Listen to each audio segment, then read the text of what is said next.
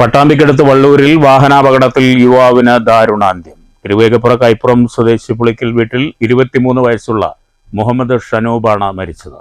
ചൊവ്വാഴ്ച രാവിലെ 8:30യോടെയായിരുന്നു അപകടം.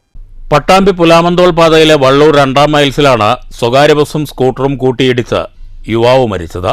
ചൊവ്വാഴ്ച രാവിലെ 8:30യോടെയായിരുന്നു അപകടം. തിരുവേഗപ്പുറ കൈപ്പുറത്ത് താമസിക്കുന്ന പുളിക്കൽ വീട്ടിൽ 23 വയസ്സുള്ള മുഹമ്മദ് ഷനൂബാണ് മരിച്ചത്. കാർ സ്കൂട്ടറിൽ ഇടിച്ചതിനെ തുടർന്ന് നിയന്ത്രണം വിട്ട സ്കൂട്ടർ ബസ്സിലേക്ക് ഇടിച്ചു കയറുകയായിരുന്നെന്ന് ദൃക്സാക്ഷികൾ പറഞ്ഞു. കൊപ്പം ഭാഗത്തു നിന്ന് പട്ടാമ്പി ഭാഗത്തേക്ക് വരികയായിരുന്നു സ്വകാര്യ ബസ്. ബസ് ജീവനക്കാർ ഉടൻ തന്നെ ഷനൂബിനെ ആശുപത്രിയിൽ എത്തിച്ചെങ്കിലും ജീവൻ രക്ഷിക്കാനായില്ല. സഹോദരന്റെ സ്കൂട്ടറിൽ പട്ടാമ്പിയിൽ നിന്ന് തിരുവേഗപ്പുറയിലേക്ക് പോകുമ്പോഴാണ് അപകടമുണ്ടായത്. മൃതദേഹം പോസ്റ്റ്മോർട്ടം നടപടികൾക്കായി ആശുപത്രി മോർച്ചറിയിലേക്ക് മാറ്റി. പോലീസ് മേൽ നടപടികൾ സ്വീകരിച്ചു. News bureau, Pattambi.